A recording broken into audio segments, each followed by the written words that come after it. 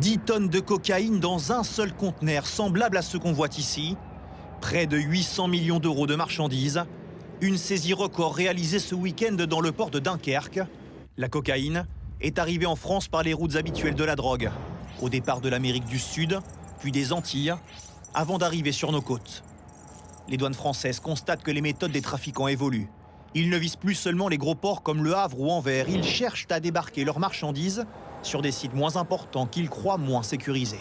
On voit bien que les organisations criminelles, finalement, multiplient les modes d'acheminement de manière à finalement essayer en permanence de déjouer l'attention des services qui sont chargés de cette lutte contre le narcotrafic.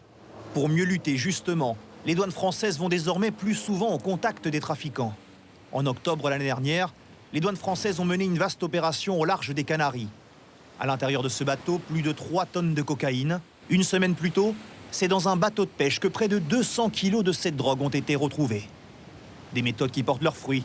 L'année dernière, 53,5 tonnes de cocaïne ont été saisies par les douanes françaises, une année record. Les 10 tonnes retrouvées à Dunkerque sont la plus grosse saisie jamais réalisée en France métropolitaine. L'illustration que les importations de cocaïne en France ne cessent d'augmenter ces dernières années.